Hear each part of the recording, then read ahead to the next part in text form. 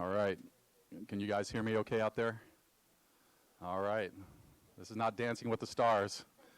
Nothing like that going on. But I wanted to say, first of all, thank you for coming today. My name is Steve Beckvar. I'm the Executive Director for the ALS Association Greater San Diego Chapter. It's a pleasure being at this beautiful facility. We've got a great topic. We have some great folks here to talk about speech communication. But before we kind of get into that, I want to introduce the person who allowed us to be here, to open up his offices and this beautiful room. Bill Zimmerman wanted to say a few words. So, Bill, thank you for allowing us to be here.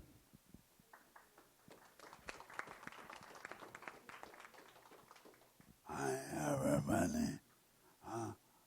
Mama of yours. I am not well, as you know. I want to thank LS Association for all that they do to help us. And I think we ought to give them a hand right now.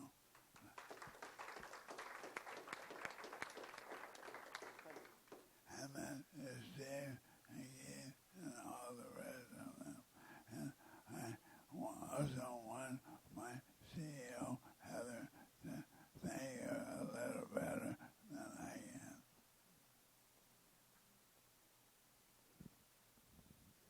Hello, I'm Heather Alls. I just want to thank everybody for coming out here today. I'm glad that we had the facility that you guys could come to hopefully make it easier for you.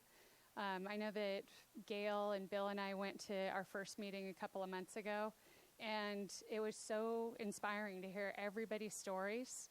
And when we saw how many people were there and how many people were interested, then we thought, what better could we do to help you guys and to help anybody that is dealing with ALS on whatever level you are, than to be able to offer our facility to you guys, not only today but going forward. So we've made sure that we put it in the calendar, and the road for us to get here has just been incredible. I think that a lot of people have their stories of how things happen, but one of the things that had happened with us was a few years ago they redid the whole parking for our building.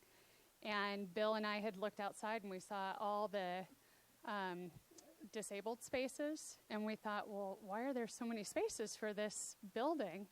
Because we hadn't ever seen the use of it before.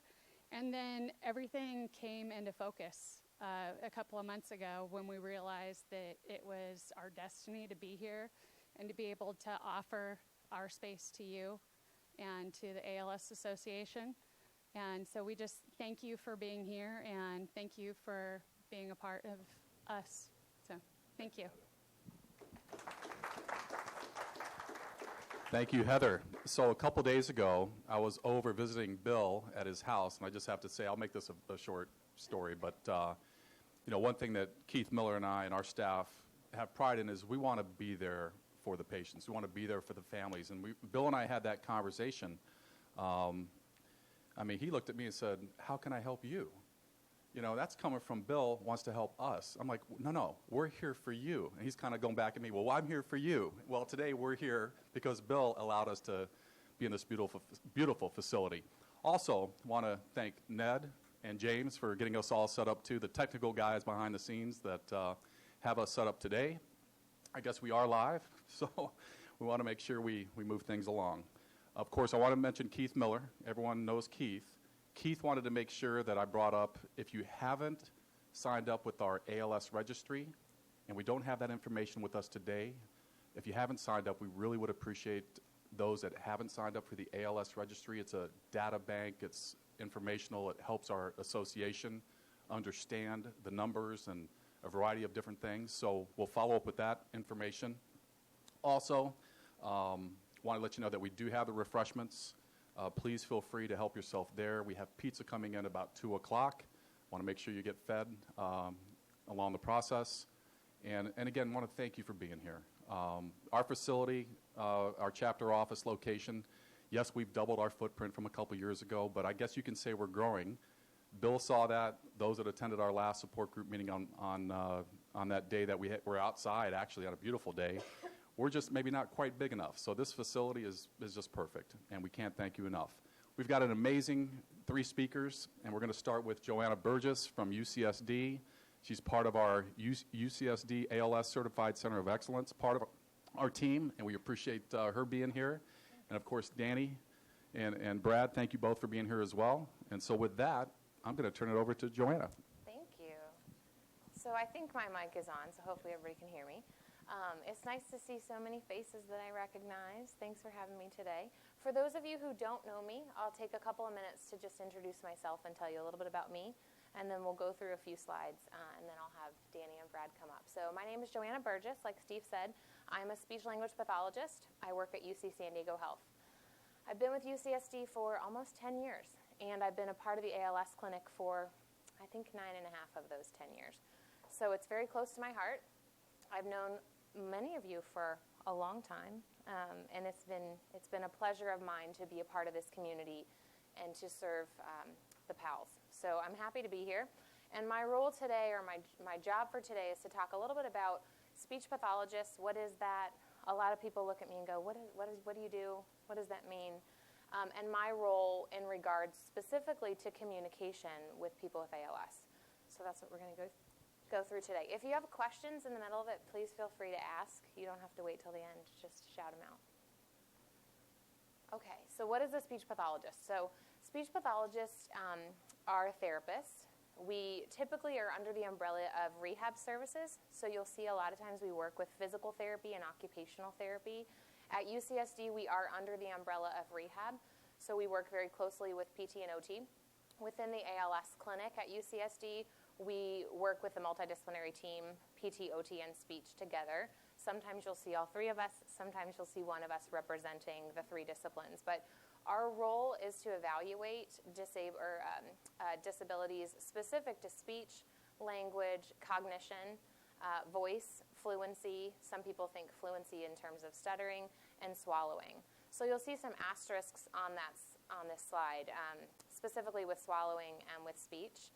Those are the 2 primary areas that impact people with ALS. So those are the 2 key areas that when I see some of you or talk to you, I'll really dive deep into those areas and determine whether or not you're having issues in those 2 areas. Sometimes we do see some issues with cognition as well, not always with ALS, but sometimes, and so we talk about those as well. And so aside from ALS, some of the common etiologies or causes of impairments that I see come to my office, it may be stroke, trauma, degenerative neurologic diseases such as ALS, Parkinson's, MS, MSA, different various neurologic impairments, pulmonary or lung diseases, head and neck cancer, and then post-brain surgery, traumatic brain injury is a big one as well. So we see people who've had various impairments from lots of reasons, but as a speech pathologist who works specifically with adults, those are some of the impairments that we treat. A lot of times people will also see speech therapists and think of people who treat little people, as in kids, and that's a whole other area of speech pathology that I know nothing about. So those of you afterward who want to talk to me about your kids who have speech impairments, I'll probably refer you to someone else. I learned about that in grad school, but even with my own children, half the time I don't know if they're typically developing or if they have speech problems. So not my forte. I don't know what I just did. What did I do? Sorry, I think I pushed the wrong button. Technology is actually not my forte, despite that's what we're talking about today. I'm kidding. Thank you. Okay, so we're going to talk a little bit about different speech impairments. So dysarthria. You might hear this term. Has anybody heard that term before? No. Some. Yes. Okay. So dysarthria, simply speaking, is a difficulty in articulating words, or simply said, it's slurred speech. So some of you who know me well have come into my office and said, it sounds like I am slurring my speech, or some people say that it sounds like I've had a glass of wine when I talk to them on the phone, or I've been accused of being drunk. That's what sometimes people say. But simply said, it's just slurred speech. So common characteristics of that might be imprecise consonant production, so slurring of the words, decreased rate of speech or slowed rate of speech, distorted or longer vowel productions, and deleted consonants. So basically, simply said, it just means imprecise speech. And the severity may fluctuate. So some people, and typically those with ALS, have said it starts, sometimes people can say it starts with a very slight distortion of a single sound. There's a woman that I know who comes to clinic who's told me that she first noticed it with a very slight distortion of the letter S. To be able to be that acutely aware of your speech, you all know your bodies better than anybody else. And so to be able to know that it sounds different when you produce one sound, sometimes that's the first marker of something being off. Some people will say that's the first thing that was different that led me to go to the doctor because my speech just wasn't quite right. And then other people will say, oh, it's sort of a gradual thing. I didn't really notice it. Some people thought I would sound tired, and then over time it starts to progress. So dysarthria is a big issue, and as we see that start to progress, we'll work on different ways to work with you in communication. So some other issues are changes in voice. So people with ALS may experience various issues with voice. And I always tell people I separate speech and voice. So speech is actually the production of sound to produce words. Voice is just vocalization. So for me to say, ah, that's voicing. For me to say a word, that's speech. So I get a little bit nitpicky when I talk about the words. So with voice, you may experience hypernasality, so too much nasality, or hyponasality, which is not enough, or a harsh voice. So some people say, my voice sounds different. I sound rough. My voice sounds rough and gruff. Or hoarseness, so sounding like you have a cold all the time. Breathiness to your voice, so sounding like you just have so much breathiness. The quality of your voice sounds different. Decreased volume, so an inability to really raise your voice. So you try really hard, but you just can't get a volume that you really would wish to have. And then decreased pitch. Sometimes a lot of women notice this, where their pitch sounds monotonous or monotone, where they just sort of sound like they talk in one tone like this, and that's a change in tone, but then also in change in their pitch, where they just sort of sound like one tone all of the time. And that's another change that people notice. So these are all things that I evaluate. When I talk to people, I'll ask these questions and really see if I can tell a difference from one visit to the next, whether or not there are changes happening. So when you see a speech therapist, it involves an evaluation of your speech.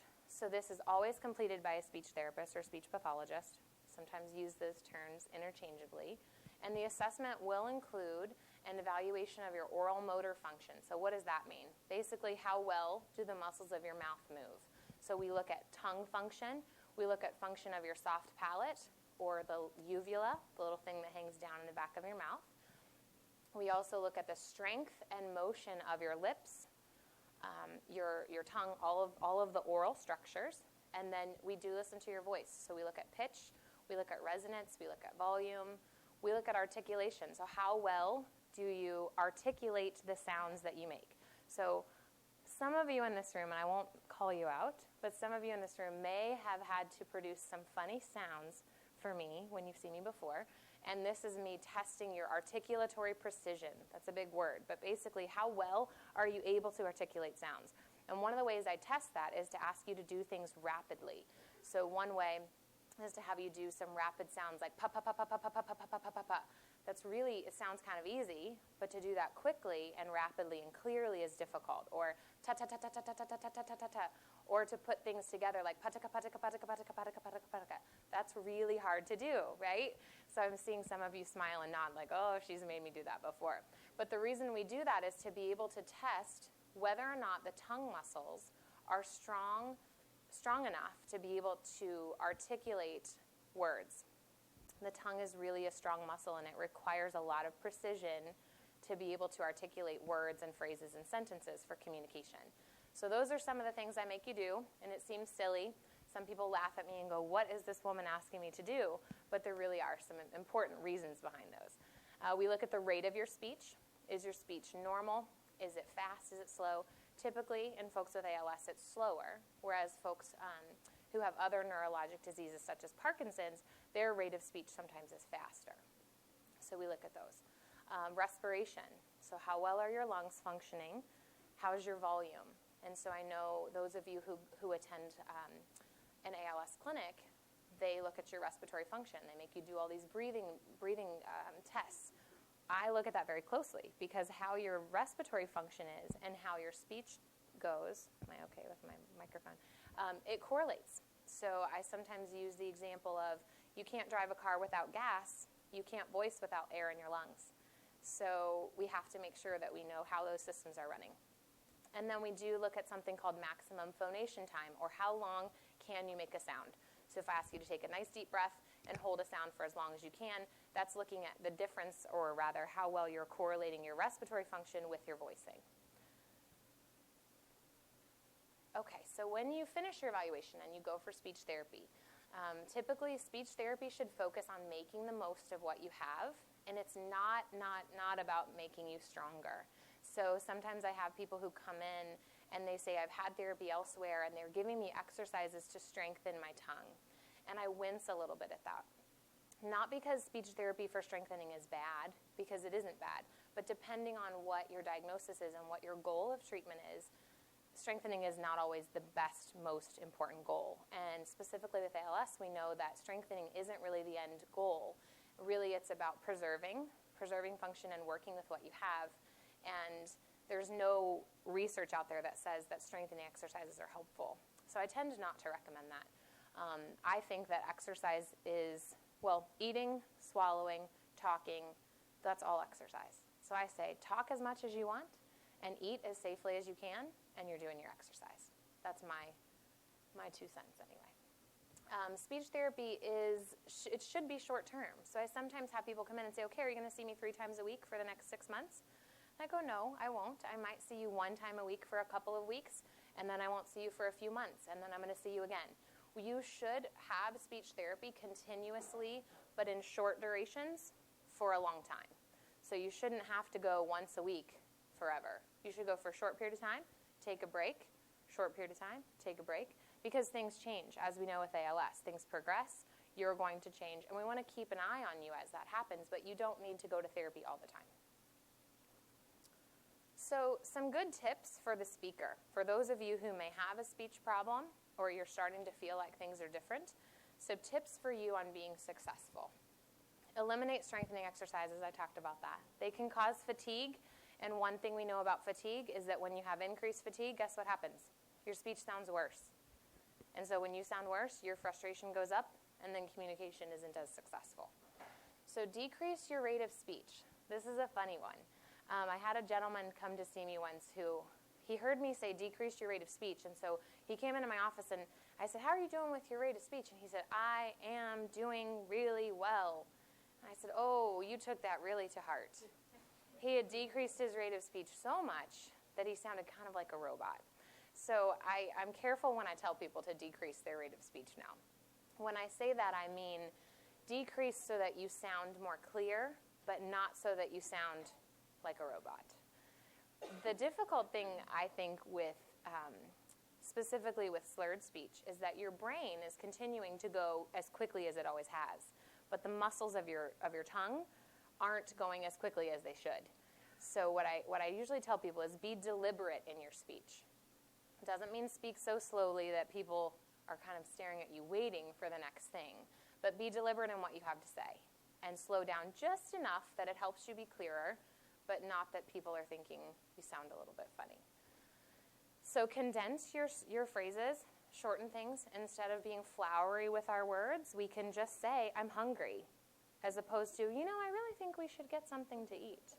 We tend to want to put this many words into something we can say very short. And so I usually tell people, just try to be precise in what you say. Just say, I'm hungry, I'm tired. You'll preserve some energy. You'll get the words out, and then you don't have to say as many words. But I also caution people about that because sometimes their family or their listeners think they're being too short. So I say just be honest about the fact that you're trying to preserve energy, but that you're also just trying to be clear without, being bossy, I think is a good word. Save your speech for necessary communication. So sometimes if you know you're going to come to an event like this, or if you know you're going to have a dinner party, or you're going to go somewhere and you're going to have to speak a lot, take a nap beforehand. maybe don't have the 3-hour conversation with your sister that you usually have every Wednesday. Preserve your speech a little bit because you know you're going to have an event. That will help a lot. And then use amplification if needed for volume assistance. So there are some devices on the market that will help with amplification. So that does not change your speech. There's nothing out there that will just automatically clear up your speech. But there are amplifiers that will help. It's just like a microphone. I kind of joke and call it the Britney Spears microphone. I don't know how many of you really know Britney Spears that well, but it just amplifies your voice, and so that will help a little bit. And then again, scheduling activities around your energy level. So once again, you all know yourselves better than anyone. So if you know that mornings are your good time, schedule those social events if you can in the morning. And if evening is really bad, don't have people come over in the evening. So try to work with when you know you're your best. Tips for listeners. Sometimes I wish I could print 1,000,000 copies of this and give it to everyone. Watch the speaker. Face-to-face communication is the best. And this is so imperative and so important to think of when we're in our homes. How many times are you doing dishes, your back is to the person, you're trying to do 700 things, and they're trying to talk to you, and you're and you're not really paying attention to them. Face-to-face communication is key. If you cannot see a person, it's hard enough to understand what they're saying when there's no speech impairment. If you throw in some dysarthria, which we talked about earlier, that slurred speech, plus the background of the TV, the dishwasher's running, the dog is barking, there are all of these other environmental sounds, it's that much harder to be understood. So somebody once told me in the clinic, we have a rule in my house, and that rule is if you want to talk to me, you walk to me. So I've adopted that saying, and I put it on this slide, and I want all of you to remember it, because it has become something that I tell everyone who comes to clinic. Those of you who know me have probably heard it 100 times. But it's a really important rule. If you want to talk to me, walk to me. And so if you want to have good, clear communication, be face-to-face. Be able to see eye contact. Be able to read lips. Be able to have that good communication. Mute the TV. Can't really mute the dog all the time, right? But have as many of those environmental factors be out and off the table as you can, and you'll have better, successful communication. Eliminate distractions. I talked about that loud environments. Try not to multitask. I know it's really hard. Those caregivers, you caregivers, I can't tell you not to multitask, but do what you can if you know it's an important conversation. If you don't understand, repeat back what you do understand. Repeat back the portion of what you do understand and ask for clarification. This is really, really important. And this goes with, I've worked with lots and lots of people who have various communication impairments. And one of the things they will tell me is that they really get frustrated when a person pretends to understand them. When they do the, yes, okay, that pretending of, sure. And you're thinking to yourself, she has no clue what I just said or what I asked her. There's that pretending of the listener to understand what is said. And in some ways, it's easier to just pretend to know what they're saying. But what we really need to do is give that mutual respect of, you know what, I really don't know what you just asked me. I think you asked me to go to the toilet. Is that what you wanted? Let's have that good communication to be able to say, I think this is what you're saying to me. I'm not positive. And so be honest and do not pretend. I think that's a really, really, really important piece. And then the other piece of it that I didn't throw up there is yes-no questions. So yes-no questions are really, really important. And if you can't get a good yes, either a verbal yes or even a head nod, you can do cards for yes and no. You can have like a happy face and a sad face, or a green yes and a red no, and you can make them very visual. So for those people who have difficulty with nodding their head or even giving a verbal yes or no, have signs that you can have a yes and a no, and they can easily visually track a yes or a no. So really have good ways of having yes, no, and even a maybe, like a question mark maybe, so that they can go, I don't know, because is it always going to be a yes or a no? I'm not positive. But definitely give them choices, because we want to make sure we're having clear communication.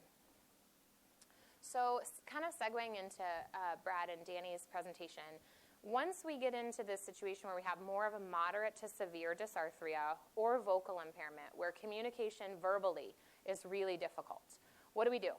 So that's when we start to introduce, or we think about something called AAC, or Augmentative and Alternative Communication.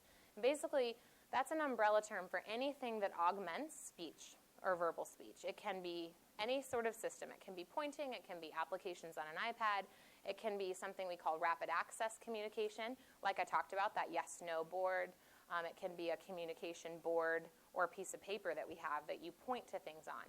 Basically, that means any alternate method of communication. Some of the solutions we use for rapid access can be picture boards. So I encourage a lot of you to have picture boards for those middle of the night, 3 a.m. Something is needed, but you can't really grab a computer to have it next to you. And I talk to a lot of people about that. Then there's the computerized speech generating devices, which we have today, and Brad and Danny will tell you quite a bit about those.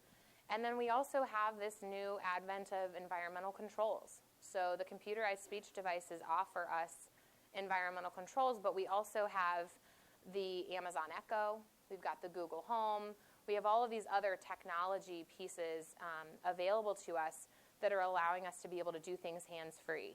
So there's a lot out there, and if you're interested, work with your speech therapist. We do have a lot of resources. I'm a part of a listserv through the ALS Association that's specific to technology, and I get daily and weekly emails about all of these things that are happening across the country, about how people are interfacing things within their home to turn on lights, to open doors, to do different things, all without the use of their hands or through the use of their voice. So it's very interesting. So that's what I have for you today, which is my little spiel about sort of how the speech pathologist role is specific to communication. And before I go into what Brad and Danny will talk about, which is the computerized speech device, the role of the speech therapist with that is that we evaluate anyone who is appropriate for the speech device. So we do the evaluation, and we make recommendations and choose and select with you what the most appropriate device is. Once that happens, then you'll work with the vendor of your choice. And then afterward, we follow up typically with therapy to help you get trained on it and make sure that you're able to utilize it. So, any specific questions for me? No? You did such a great job. Okay. Let's give Joanna a big hand. Thank you. All right. So we actually, before we transition over, we have some pizza. So if anybody's hungry, right now is probably a good time. If anyone wants to slide over there, get something to eat, there's plates, anything to drink as we make that transition. Joanna, thank you.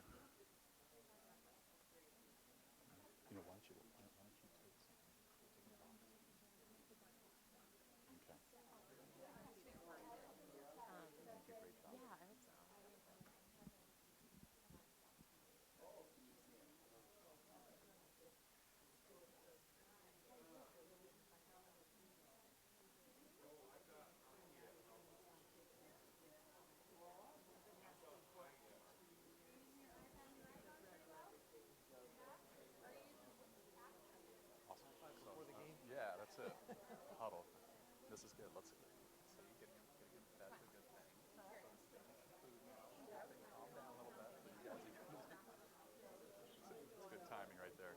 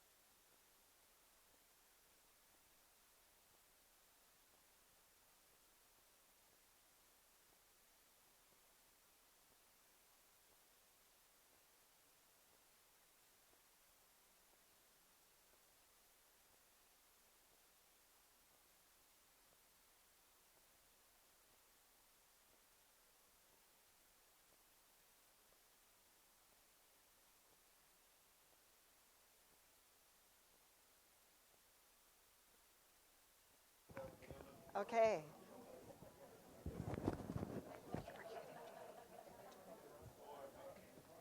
You want us to introduce? Okay. Okay, so we're going to get started with the next portion.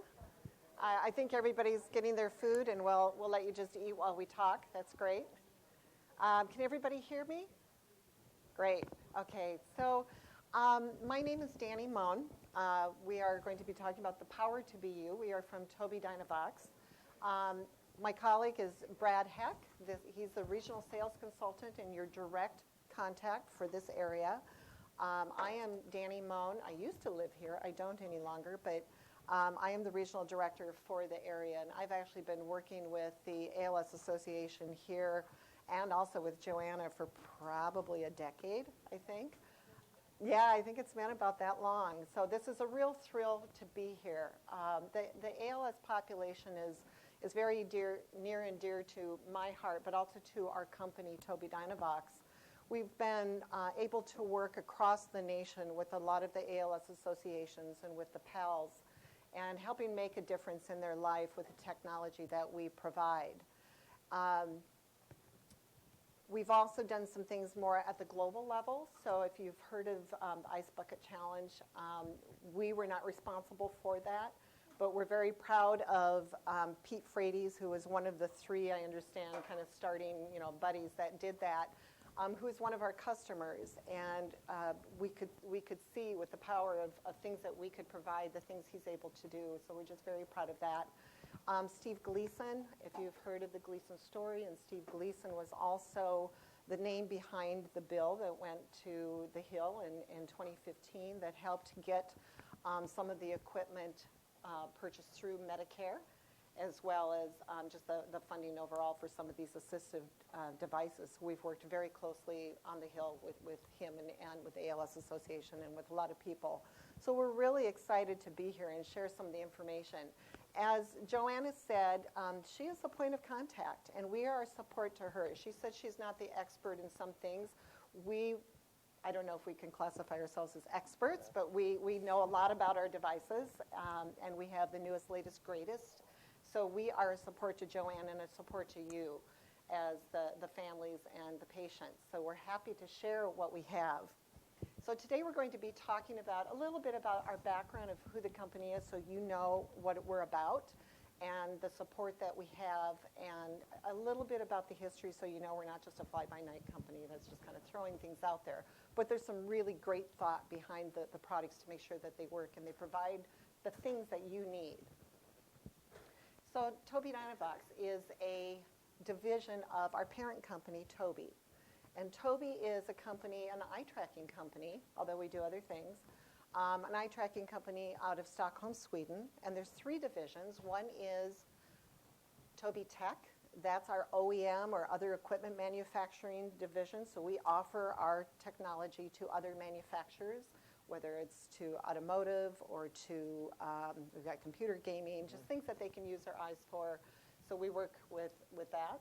We've got Tobii Pro, which is a research and development division where people utilize some of our eye tracking technology in different forms to study human behavior or consumer preferences. And we've worked with companies like Google and Yahoo on computer design. What are people looking at? It's really interesting. And then our division is Tobii Dynavox. And there was two companies about 3 years ago, Tobii and Dynavox. They were two manufacturers of these augmentative communication devices that merged. And together we have been doing communication devices for, I think, about 25, 30 years, specifically for people with communication disabilities. So we are part of that, and the beauty of it is we also benefit from everything the rest of the company does. So we've got a lot of support and a lot of research and developers that are turning out the best possible products for you. So in brief, you saw that the first slide was Power to Be You, and we use that a lot, and that's kind of our motto in a way, because it means that we want to help our user unleash their inner strengths. We want you to be as fully productive and engaged in life as possible, and we try to provide those tools for you. And our goal is to really make a difference by creating those so you can communicate in your environment, your immediate environment, but also be engaged in life and get out there and grow and be productive. Our solutions not only benefit the people using them, but also the caregivers and the family, the grandchildren, the friends that want to be communicating with you. And then also, unlike other providers, we offer communication solutions that everybody can grow and develop, and we said that. So we're going to be looking at that progression.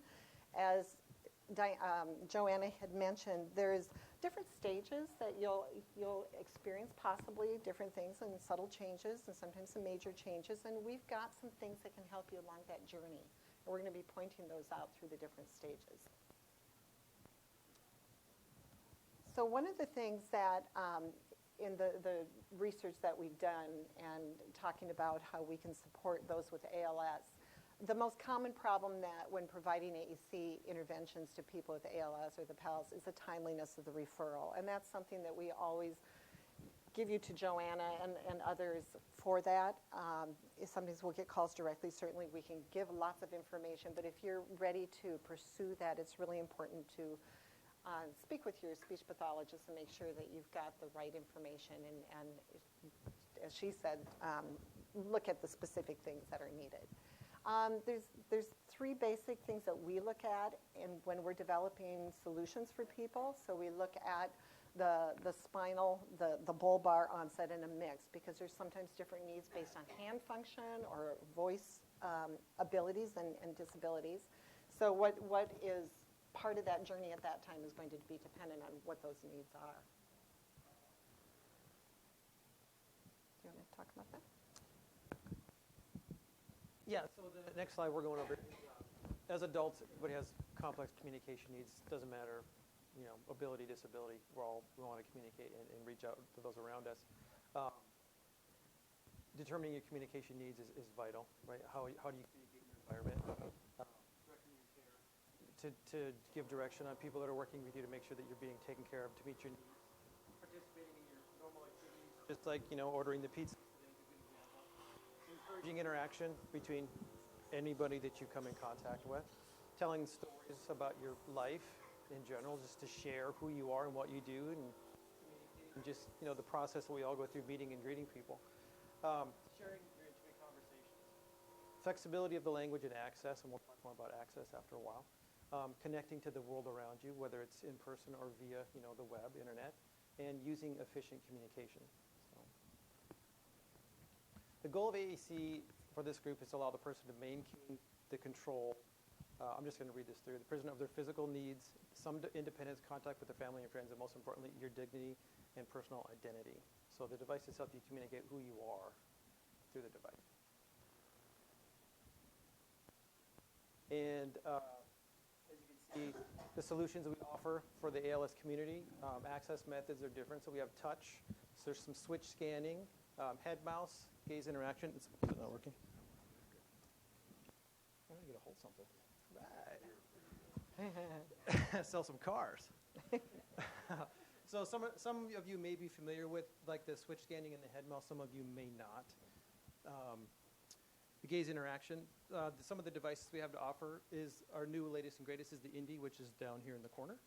The iSeries, the PCI Mini, which is down here in the middle, and the iMobile Mini, which is the PCI Mini with a Pro Surface tablet.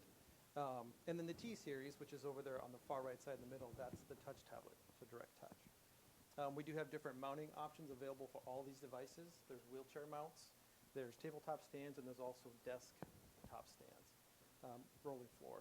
A couple of options, and we're going to go into these more in depth later, is message banking and vocal ID. So if you're not familiar with that, we'll go over that in a little while as well.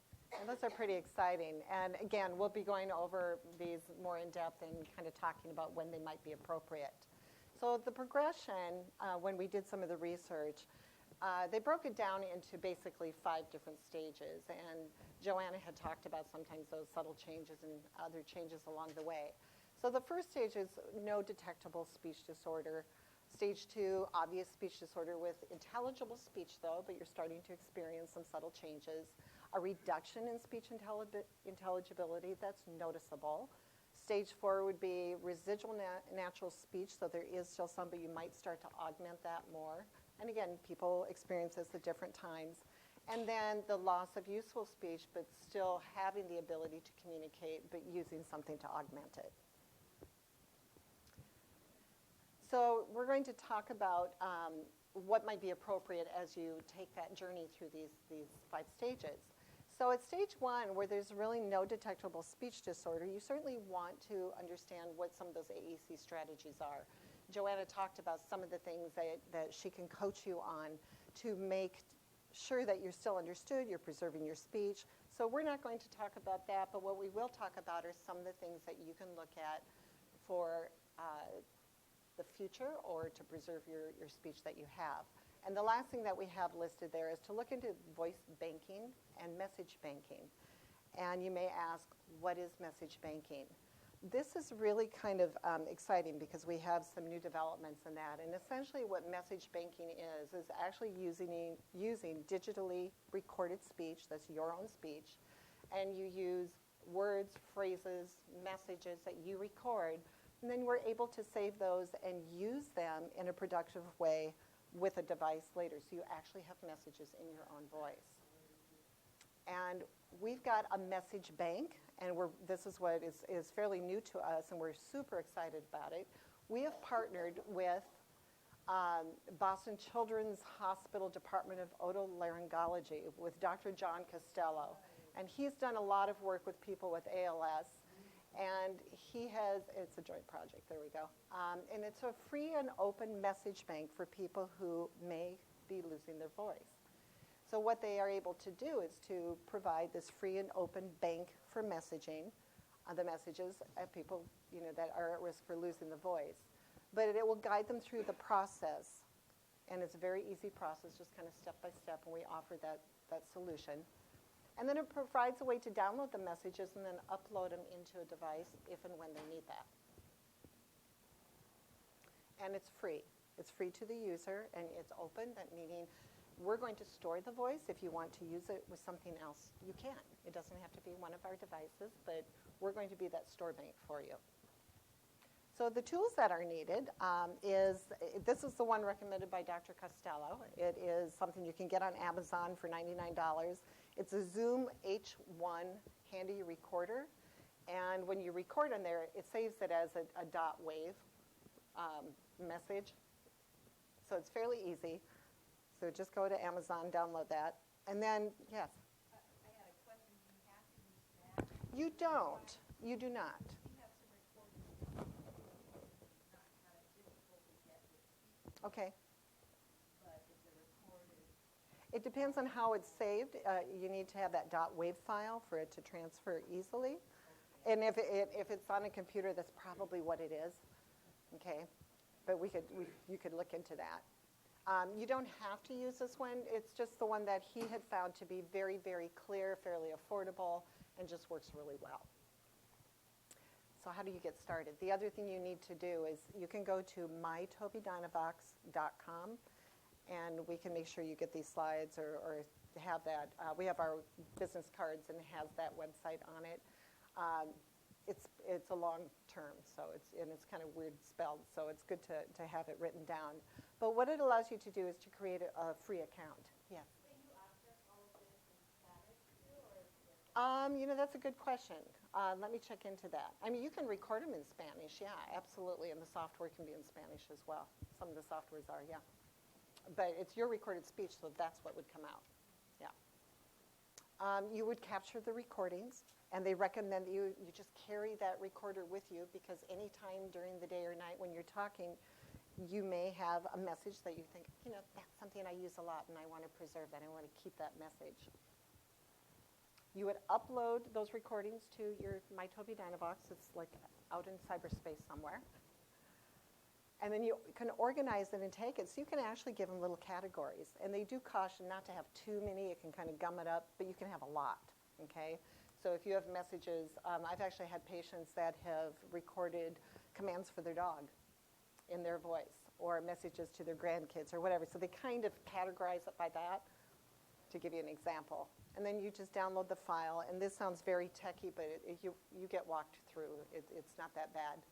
And then you can actually load that into one of the devices. And then you have your page set with your voices, and you're able to access those. The other option, we talked about the message bank. The other thing is Vocal ID, and this is something that is, I think they're working maybe with other companies. I don't know any that are actually under contract with them. But this is something that we partnered with a speech scientist.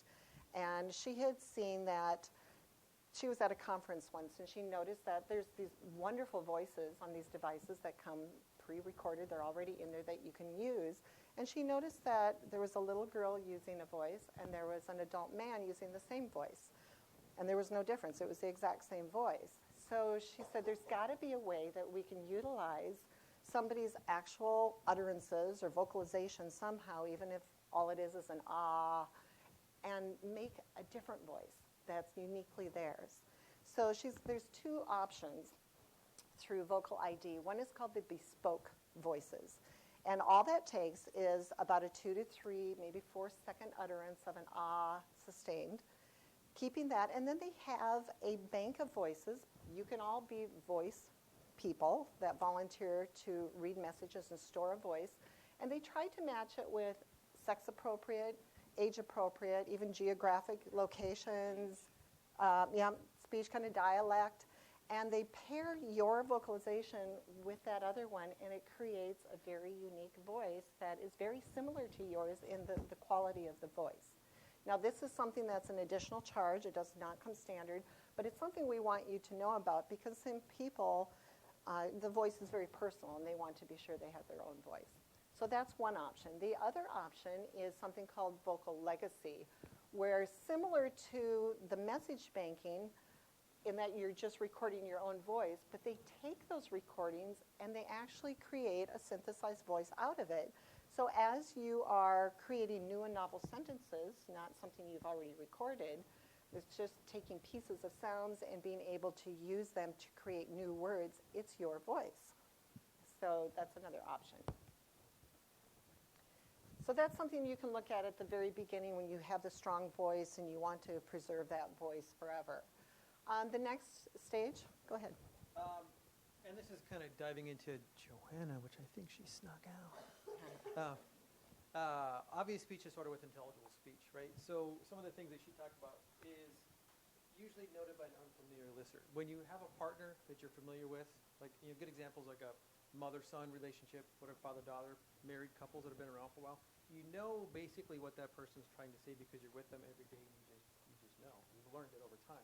But to an unfamiliar listener, they may have no idea what you're referring to or what you're pointing at, what you're trying to say. So these are some strategies, right?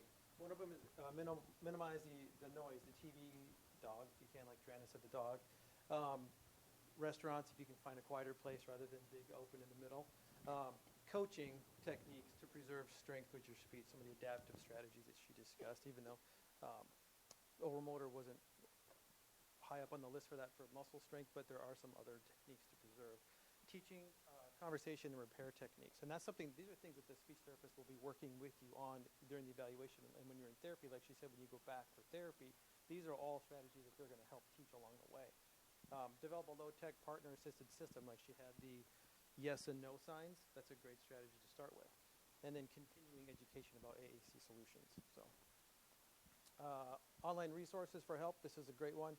ALS Solutions, Amy and Pals. You just get on the website and Google it. It's out there. There's a ton of information. Stage 3, a reduction in speech intelligibility, usually characterized by an increase in communication breakdowns or your slow speaking rate slows. Some of the strategies is rephrase the messages before repeating. So if you say something and it's too long, now it's time we should just be more to the point and just use fewer words, right? Instead of, can I have a piece of pizza, just say pizza. And most people will understand what you're in because you're in that context. Confirmation of a topic. If you're not sure, you always reconfirm what's happening. Reduce the breath group length, the number of words spoken, right, in a single breath. If it's too hard, just shorten your sentences. And then use low and high-tech AAC systems for specific needs. An example would be a telephone. So. This might be a time when people start to see people, in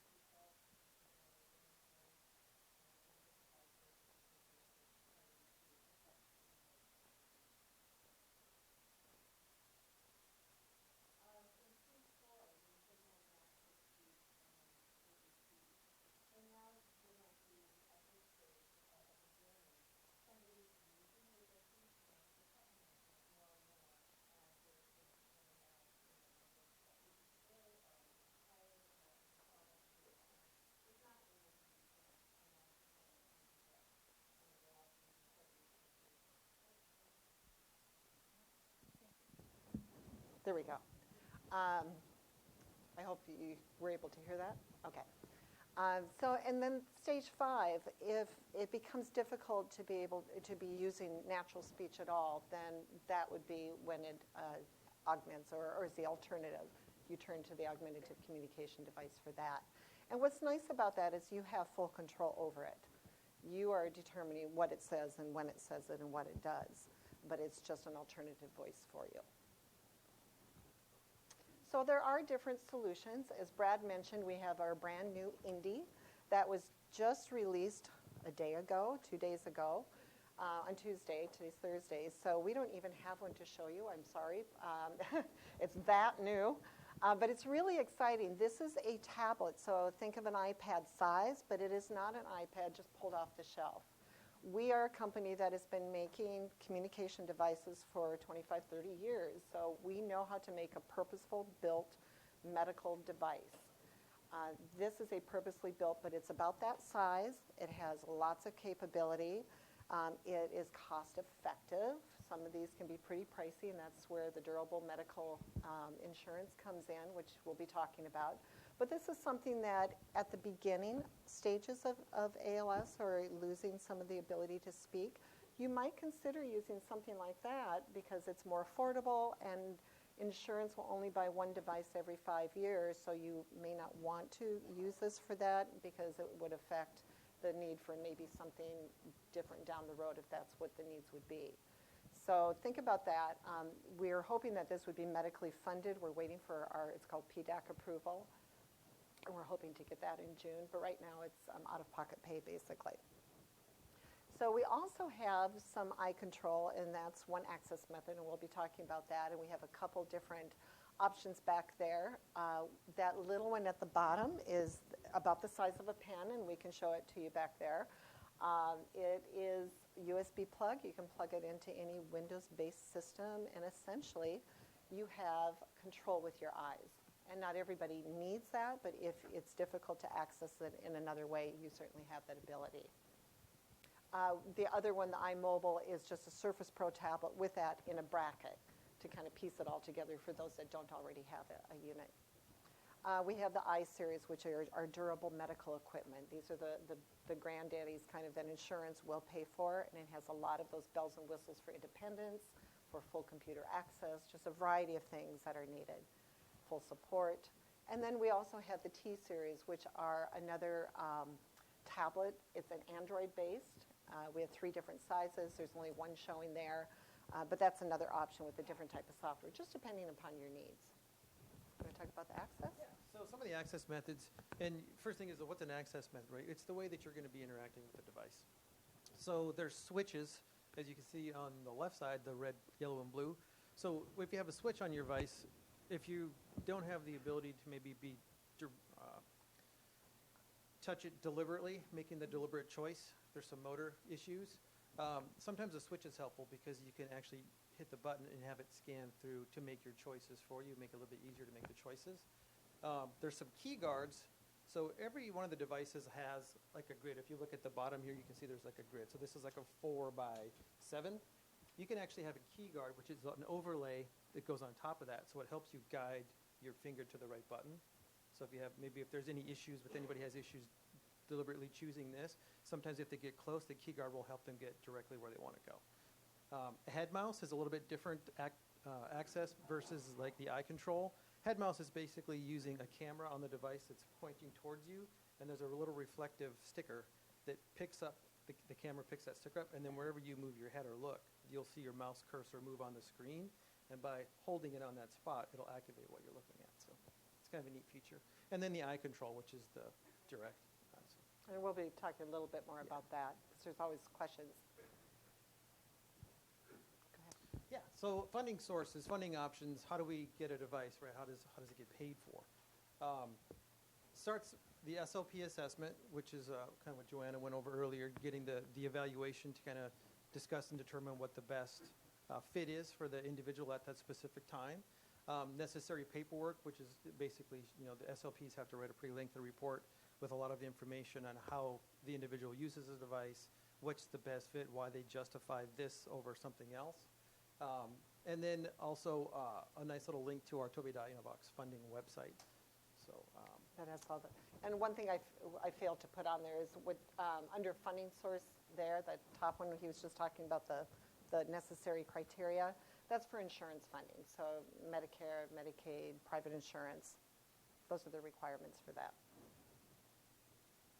CTAP we have out here in California. So there's assessment and paperwork involved. It's basically almost like if there's no insurance. Yeah, it's a telephone access program. So for those of us that still have landline phones, I don't know if there's too many anymore, but for those people that do pay that telephone bill, if you look at that lengthy bill that you get every month, there's all kinds of little fees. And there's one line that is a really special line because it takes just pennies out of each person's bill. But collectively, it creates a lot of money available for those with disabilities that need to have special phone services or the special ability to communicate over the phone. And as part of that, they've determined that they will be a funding source for communication devices, as long as, it could be used with speakerphone, or some of these have Bluetooth connection to phones, so there's different things that qualify for that. They do tend to be more the payer of last resort. So if there's no insurance, you have to provide that, or if there's difficulty meeting like a co-payment, they can help with that. It's a little bit of a lengthy process, but it's a really good resource for Californians. The next one is the VA, Veterans Affairs, right? We have assessment documentation is required, and they also need a VA referral. Yeah. And then the last is out-of-pocket costs. So if anybody has the money and they want to purchase a device, by all means, they can absolutely go do that. And by purchasing out-of-pocket, they can avoid a lot of the other steps. Paperwork and the length documentation, of time. paperwork. You don't even have to get an assessment. If you know what you want, you want to go get it, you could go get it that route. And what's nice is this week, too, we had a lot of fun things happen this week. We released an e-commerce site, so people can actually just go to the website and purchase things. I don't think everything's available on that yet, but some of the lower cost ones are. And then any alternative funding sources. And as we find them in the states, we usually try to document what they are so we have a better network and resources of what any other alternative sources may be available. So. And we've got a funding team, so you don't have to deal with insurance, which is really nice. We just need copies of the insurance cards, and then we battle it out with the insurance, and we follow up with them, and we've got the portals that we can check on the progress, and they know who to go to and get all of those things. If you've experienced insurance for other things, it can, again, be a little lengthy, and there can be glitches, but we know what those glitches are, and we try to avoid those. So we're very helpful with that. But our funding team knows the alternative. Yes? Yes, Jim has not been confirmed for the diagnosis of ALS. Okay. And so I'm wondering about this insurance coverage. We have insurance with Kaiser and Medicare. He's also a veteran. Are they going to pay until before he's actually confirmed? Is that an issue, or? With the VA, I'm not sure. So if you heard the question, she was just wondering if you need to have the diagnosis of ALS to get the funding, correct? Right. Okay. We actually work with all kinds of diagnoses. So for insurance, it just has to be justified, at least for private insurance. It just has to justify the need for augmentative communication for speech purposes. The VA may need that diagnosis because it is considered a service-related diagnosis. Yeah. So if you're going to go through the VA, you might need it. Can we buy something out of pocket and then you think VA would pay for it later? That's something, I don't know. That's something you might check with your VA benefits. No? Thank you. No reimbursements. Okay, good to know. Thank you. So in doing some of the research, yeah, go ahead. So with the e-commerce, how is the pricing set? The pricing is the same. And what do you mean? How is it established? The question is, with the e-commerce site, how's the pricing? Yeah. So if your price is like $10,000 for an item, and your insurance reimbursement amount is 40% less, so you're always getting $6,000 from, like, say, Medicare, what's the price on e-commerce? Well, the e-commerce is just retail pricing. Yeah, and right now, those are just the non-funded devices. I don't know if the fundable devices will be on there. Okay? So right now, it's the things that insurance won't pay for because they're not considered durable medical equipment, like that little plug-in eye control, or the new little Indy right now. It would be something you can purchase on that. Okay? Did that answer it? Good. In some of the research, too, we found some interesting comments, and maybe you can relate to this, maybe you can add to them. But it said that PALS rated interacting with family and friends and maintaining personal autonomy as the most valued life activity. So we have some tools, and we're going to show you, and we've already looked at the devices, but we'll look at some specifics now. So keyboards, message history, my messages, things that are personal to you, photo albums. You know, people are constantly taking pictures, and that's a way of communicating through them. Calendars. So these are things that keep us going kind of on a daily basis. And the benefit is that it helps you maintain social roles and social interaction. So some of those solutions for that would be our new little Indie. Now this was actually designed to be more for, at least right now, the software is more symbol-based, but there's a cool little button that you just push and it takes all the symbols off. If you don't want symbols, it's just words. So it not only has like a keyboard on it, but it also has already pre-stored words and some phrases for all kinds of topics, and you can add some if you want. You can change them, take them away. So it's very customizable. It's lightweight, easy to carry. And there's a couple different software options. And then, again, the iSeries. This is a medical-funded device. We've got the two back there, the 12-inch and the 15-inch. This has all access methods that he talked about, including eye tracking. It is Windows-based. It has environmental controls with IR signals like for TV, VCR, DVD, satellite cable. Potential for internet and phone. And I just want to make it real clear that we're highly regulated by the insurance industry. So we've got rules and regulations that we as a company have to follow. So we are unable to ship a device, technically, unless you pay for it and, ahead of time, as a full-fledged computer. I mean, it's a Windows-based system that we build, but it can be locked. It's a dedicated device. It has a communication software on it. We can ship it out that way. That's okay with insurance because it's not a full computer at that point. But as a recipient of it, once you get it, you can pay it. We can't give it for free, unfortunately, because that's like bribery, they think. So it's a fairly minimal one-time fee of $49 that unlocks it and gives you full computer access and access to some of those other more advanced things. But it's full of training. There's just a lot of resources and things for that. And then also the T-Series that we talked about, and that has that software with some of the same capabilities. This does not have eye control, so some of the access methods are not available on that one. Yeah, so we have some different softwares and page sets. They're called page sets. It's basically just however you have it set up on your device, right? It's referred to as a page set. So adult-based, right? They can read and write. Usually go with we call them it's a text-based user. So you can identify letters and sounds and put them together to make words and sentences. So it'll be set up where you have access to your keyboard and your access to your phrases that you use, and a way for you to create phrases you want and have stored in the system. So using your text-based. And then there's one we call Sono-Key. So it's a little bit different layout, but you have access to your keyboard. And you can get on Facebook and do email. If you want to do Skype with somebody on the device, you can do that as well when it's unlocked. Right? Calculators. So you can do things with your iSeries device just like you could do with a normal computer. Did anybody have a question? When you say Skype, so that's if you pay the $49. Right. You'd have to have internet access for that. Yeah. So when it's that dedicated device, it doesn't have the internet unlocked, correct? One of the page sets that is new, and this is really uniquely ours, it's called the Dwell-Free Keyboard.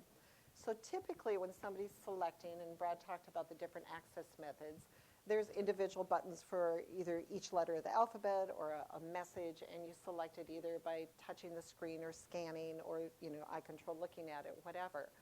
For those that are able to use their hands, that can be pretty fast, and you know where those letters are.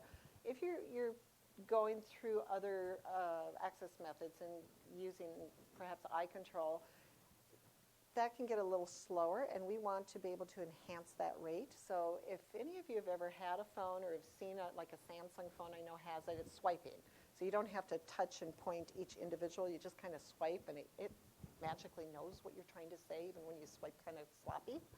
And it does a really good job. Well, the Dwell-Free Keyboard is kind of like swiping with your eyes. And it takes a little practice, but it's a really cool feature. And they have found that some people can increase their rate of typing with the eyes up to 30, 35 words per minute, which seems slow when you're a hand, 10-finger typist. But with the eyes, that's significant. So we want to be as fast as you can. And we've got a little video to show you just to kind of explain it, because it's really hard to explain. And I think I just touch it.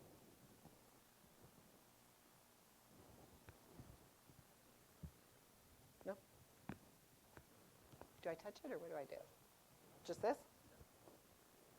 No? And if not, let me go back again. Did I mess it up? And if not, we can show you back there. Don't forget to tip the IT guy Yeah. on your way out. Don't you love technology? That's okay. That's okay. You know what? We'll have it set up in the back. If you want to try it, you can try it firsthand. How's that? Yes. You can. I believe, Toby has a YouTube, Toby Dynavox has a YouTube channel. So you can type in just about anything you see. If you typed in Toby Dynavox Dwell Free Keyboard, this would probably pop up. Yeah. That's all right. That's okay. Not a problem. We tried. All right. Go for it, Brad. Go ahead. The second thing we found, PALs have a desire to participate in day-to-day activities using familiar tools. So some of the familiar tools they went over is Windows control, right? Being able to use your Windows on your computer. Email is important because everybody sends email. How many people don't do email? Anybody? Right? How many people don't? Not don't want to. How many people don't? Phone and texting, right? Everybody's phone. Can't see here. There we go. Oh, okay. Phone and texting, being able to communicate using your phone, right?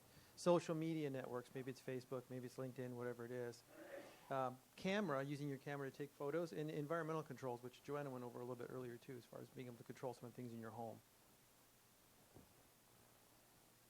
So the PCI Mini, and now we're going into the individual offerings. So the PCI Mini is a USB plug-in for Windows computer. So it's designed really to give you computer access, right?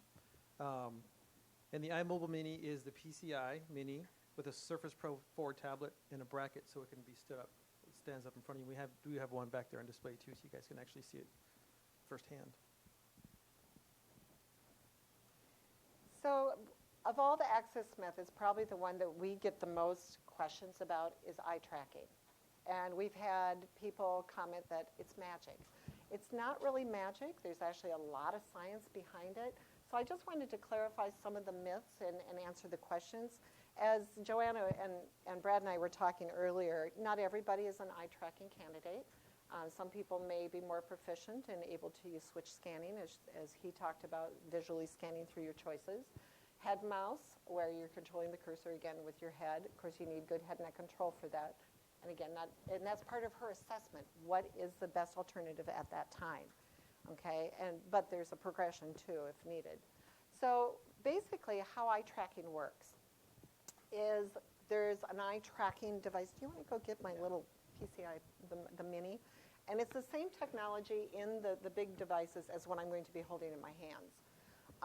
But basically there's cameras in there, illuminators, that send near infrared illumination into the cornea of your eyes. So I actually have this plugged into the Surface Pro with the bracket. But if I take that out, yeah, if you would. Should have that prepared. There we go. All right. So there's a whole lot of control in here. And believe it or not, in this tiny little thing, there's illuminators that will send that light into your eyes. And the light is making little reflective glints of light back to the cameras. And those are picked up by the camera, and it's constantly taking pictures of those images from your eyes. And through algorithms and kind of filtering of those images, throwing the bad ones out, keeping the good ones, it knows exactly where your eyes are in space and what they're looking at on the screen. It's pretty cool. There's the components, and I won't go into a lot of detail with this, but basically there's that track box. That's where it sees your eyes, and it's big. Ours is the biggest in the industry, so that means you can have a lot of movement And you can turn away and look at somebody without becoming uncalibrated. It's a one-time calibration. You should not have to recalibrate. You just need to be in that zone, and we have a little tool that shows you if you are or not. So positioning we'll talk about. And again, the algorithms, and then it just knows where your point of gaze is. So what do you need to make the most out of eye tracking? Because there's that track box, and you have to be in a good positioning is really critical. But again, we have a tool that shows you, are you in position? Are you in that box? And again, it's pretty big, so it's easy to get in there. A decent calibration, or a good calibration, and even if it's not perfect, you can be a good eye tracking user. And also just a lot of practice. Yeah.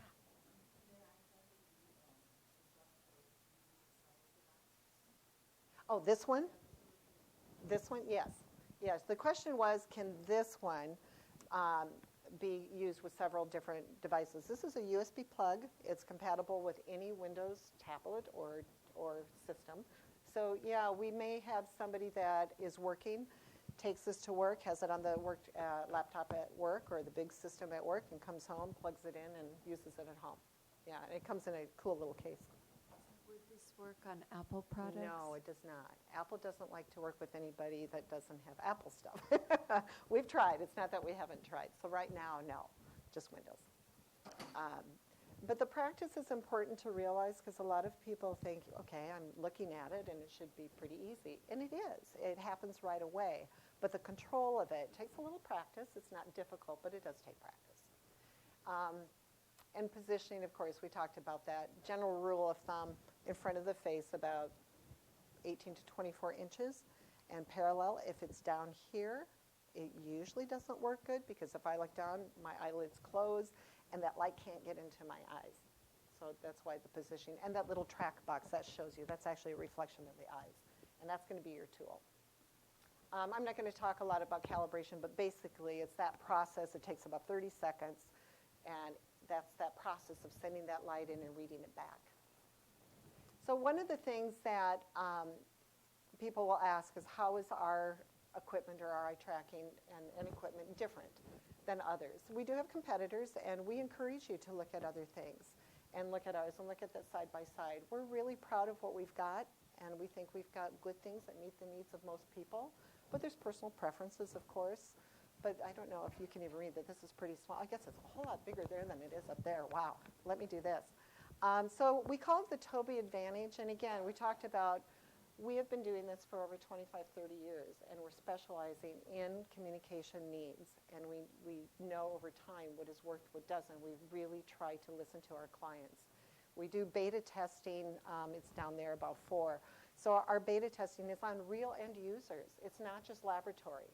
So we can have all kinds of little mathematical, specs, and it doesn't mean anything if it doesn't work for the people.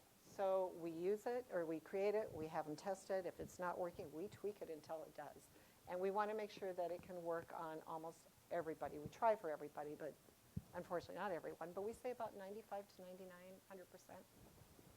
100%. We have been creating the eye tracking portion, and we've been doing communication devices for a long time. The eye tracking, Tobii itself has been doing that since 2001 and has won multiple awards. And we have a lot of advanced algorithms that are ours, are patented, that nobody else has. So that sets us apart. It's very precise. It has that big track box. We talked about that. The head movement, again, you don't become uncalibrated. If you have a device on a tabletop, for instance, or on a rolling floor mount, and you go somewhere, you come back, it recognizes your eyes immediately. So you don't have to go through that process every time. It does a one-eye calibration. Some people have maybe poor sight or astigmatism, or we've even had glass eyes. You can do a one-eye calibration, so that's okay. There's something really cool called Wake on Gaze technology, and again, this is unique to us. We want our patients to be able to wake up in the middle of the night if there's an issue and be able to tell somebody, I need help. So we have the ability to have it go to sleep and not be glaring all night in your face, and all you have to do is look at it to wake it up. And if you have it set on a page set or a button or an alarm or a message that says, wake up, I need your help, or whatever it is to alert somebody, then you have it right then. Superior trackability. One of the new components within this, we just released the updated eye tracking based on additional, 5 to 8 years of research and testing. And there's a faster processor, so it has its own. It's not taking, and this is the same as in our big devices. Again, that comes internal in those. It's an option. This is the same if you want to do it on your own for a laptop or something. But it has a faster processor of its own, so it doesn't take the energy from your system. It has its own. But it's constantly filtering images. And there's something that you might hear called bright pupil, dark pupil. How many have seen cameras that give you that red eye glare when you take a picture straight on? Okay, that's the bright pupil. It's that light going directly into the eyes and reflecting back and creating, this horrible red eye. And then there's some that the light source is coming from the side. Ours adjusts naturally for that. There's many in the industry that during the point of calibration, when it's reading your eyes and determining how you're seeing, that it determines where the light source is coming from and it freezes it. And that's what you get. So as you move around in different sources, it still thinks that you're doing that, and it may or may not pick up the eyes as well. Our processor is constantly filtering bright pupil, dark pupil, good images, bad images, and it's twice as fast as it used to be. So we're finding that because of that, it's much more precise and robust for most people. And I think I caught all those. So we call that one-time calibration. Yes. I briefly mentioned that, and that's probably one of the more important things. And we can't stress that enough. Once you have a calibration, unless your eyes change, you probably should not need to ever recalibrate. I wear trifocals. I hate to admit that publicly. I just did that on YouTube, didn't I? But I can use it with my glasses, and I can have a profile without my glasses. So depending on what I'm doing, because I don't need them all the time, I can just choose whichever profile. So you could do the same. Something's morning, afternoon, whatever it is. Yeah, and that's extremely important. Yes? There are some eye conditions that could create an issue. I would just try it and see. It's pretty forgiving for most things. It just depends. And what's really nice is within the software, there's a lot of variability that we can do to adjust, like for bigger targets instead of real small, precise, because sometimes people have a difficulty with that. Yeah, I'm ready for the last one. Ready? Okay. So we have a video. I just want to show you. This is another gentleman, not Steve Gleason, but another Steve, that I want to share, and he's just got a nice story to tell.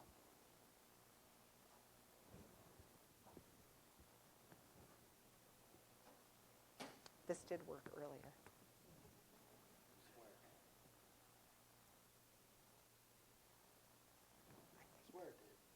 Wait, it was doing something. Cannot play media, it said. When you touch down here again. Earlier. It says cannot play. Okay. Well, it was a really nice video that we were going to share with you. And I think, again, if you go to the YouTube channel, just type in Toby Dynavox and Steve, there's going to be a lot of user stories that will give firsthand words and kind of their life story. One last thing, just so you know, with Toby Dynavox, we have a lot of resources. Yeah, so our team, regional sales consultants, I'm the rep out here for San Diego, so if there's any questions you have, my information's in the back. Please grab my card, call me anytime, email. I'm happy to help answer, and if I don't know the answers, I have a whole team behind me to help me get the right answer. We have funding consultants, so once we have all the paperwork submitted, like Danny mentioned, I should be using the microphone. Thank you, Keith. It goes to the funding team. It gets assigned to one consultant, so we have one point of contact to help get the paperwork through the system and approved. So that's really beneficial. We don't have to chase anybody. It just goes to them, and they take care of it, which is wonderful. A customer service team, so if you have any questions as far as products or things go, you can call the number and get right, talk to a real person to help you figure out what the answer is. And our technical support team, when it comes to the products, once you have a device, if you have any questions technical-wise that I can't answer, if I can't be there at the time you need me to be, the technical support team is amazing. They can actually walk you through step-by-step on the device. When I first started, I called them to do one of the iSeries and figure out how to program. The guy said, hold on a minute. He went and grabbed a device out of the box, figured it out, and walked me through it on the phone. I was like, I love this guy. So they're really helpful, and they can actually even remote in your device and take control of it and do a repair through the device remotely, which is fantastic. We try to keep it in the hands of the people as Yeah. much as possible. It's technology. Occasionally something will happen. We'll have to pull it in. But certainly contact us, because oftentimes we may have an extra device that isn't out on loan, and we can kind of schedule something. So we try to. So let us know. Resources and supports again. The Tobii Dynavox website, the main site, is a great place to go. You can look at the products, the different softwares, and just get a whole bunch of information to answer some of the questions you may have, or maybe you don't even know how to ask yet. This is a huge website, mytobiidynavox.com. I'd say go there even if you don't have a device, to be honest, because there's so many resources on there and videos, trainings, how to do this, that, and the other, that you can learn so much about your device before you even have one. And then the Tobii Dynavox funding that has a lot of question and answers right there on the site, so you can kind of, if you're wondering about what might be or not be, there's a ton of answers already on there for you, frequently asked. Message banking information is on the website that we discussed earlier, and so is a Vocal ID. So everything's available on our website, so it's a great place to start.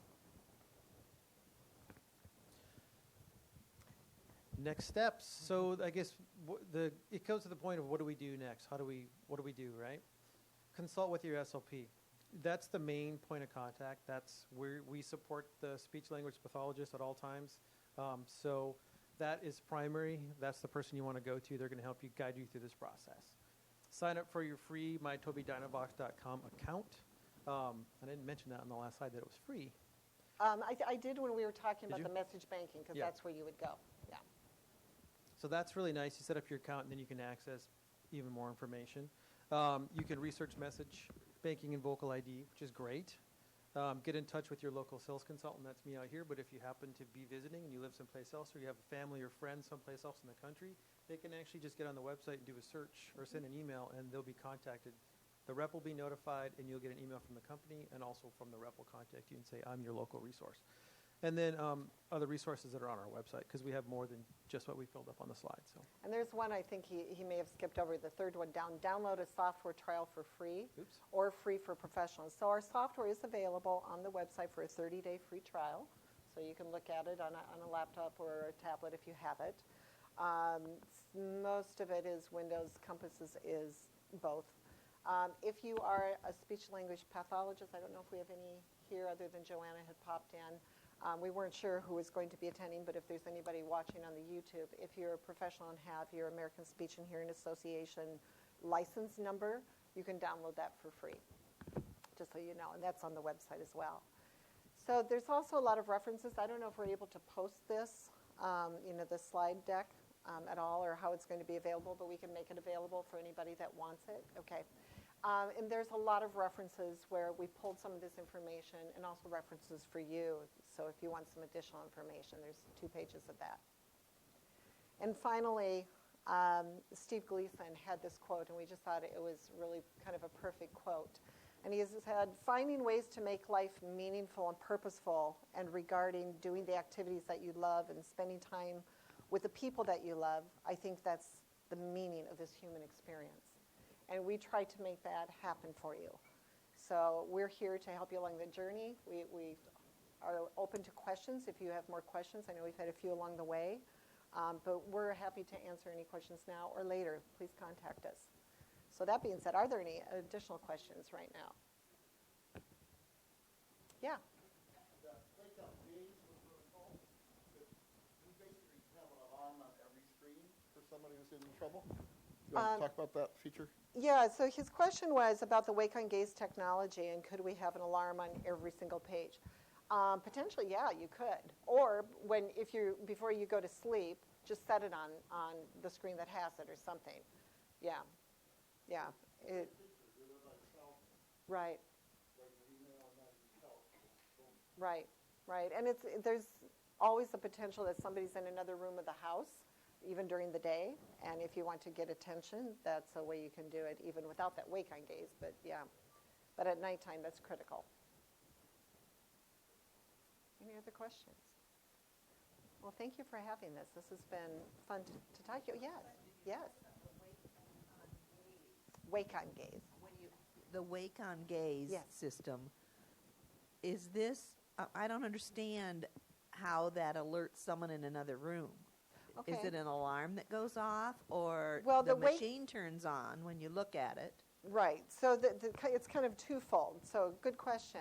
So she's asking about the Wake on Gaze. The Wake on Gaze itself is with the iSeries, the bigger devices back there, where if you aren't going to use it, you want to preserve battery, for instance. You could, just like a laptop computer, you can hibernate it, put it to sleep, and it kind of goes to sleep. But typically, now it's just kind of in a Windows mode of sleeping, and you can't wake it up. We were able to create a way to do that. So by looking at it, it comes awake. That does not set off the alarm, but the communication software has those buttons that he kind of showed, and one of those could have a command to set off an alarm. So you could just look at that then, and it would alarm it. Does that make sense? And if somebody's in another room, if it's loud enough, they could hear it. Potentially. Yeah. Any others? Okay. Anything else that you want to add? No? Okay. Well, thank you very much.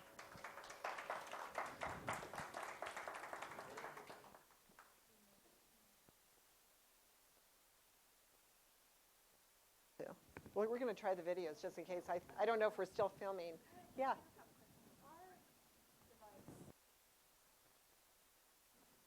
Pre-merge. Okay. Okay. And so there are some parts of what you're saying that don't relate to the one that she has. Okay. So you currently have one. Okay. We have one, and it's not functioning. It's not easy to use at all. And we also did not receive the training that we speak of. For both the person and whether everybody said, you'll get this, and somebody will be there to help you, and it never happened. Okay. And so now we're stuck because Insurance won't pay it. Yeah. Yeah. in the middle, and it feels like a diamond door. Right. Right. Nobody's been able to really help her. Okay. Let's talk. We can talk off. The question was, she has an older device and what to do with it. We said that insurance will only pay for an augmentative communication device every 5 years. That's just their rules and regulations. So an older device, we can look at that and just talk about some options. Unfortunately, there's not, but let's talk off. Okay. Yes.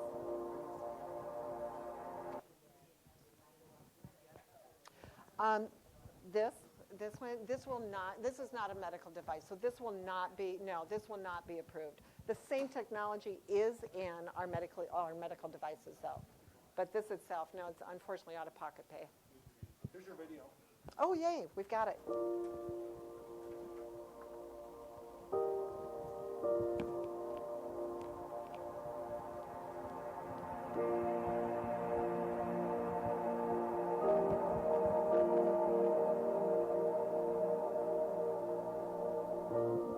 I am 33 years old and have had motor neuron disease for 2.5 years.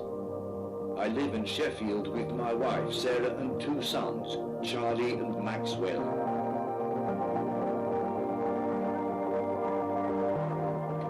I have been unable to use my fingers to type since around November 2013.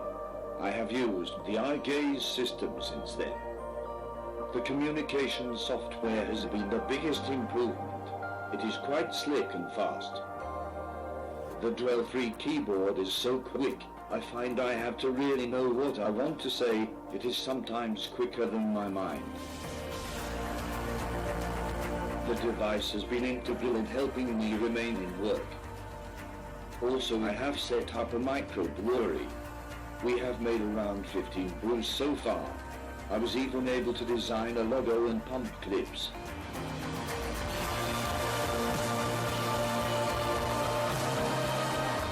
I don't think you can underestimate the effects that being able to communicate can have.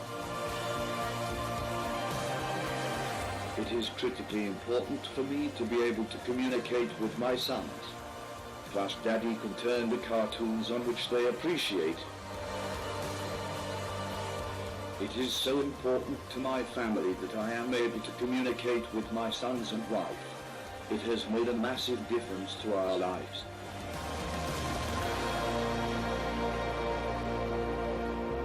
don't have to live without a voice.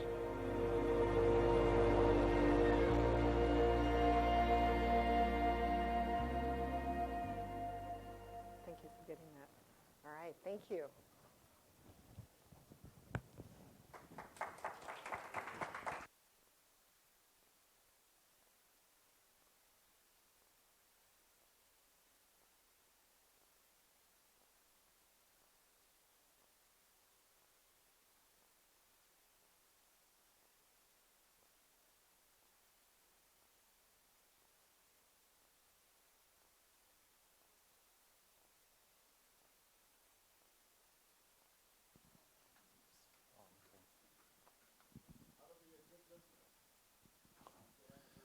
Okay, yes, we'll pass these out on the way out. Thank you very much for making copies. And thanks, Danny. Brad, where's Brad hiding at? Oh, there. Okay, thank you both.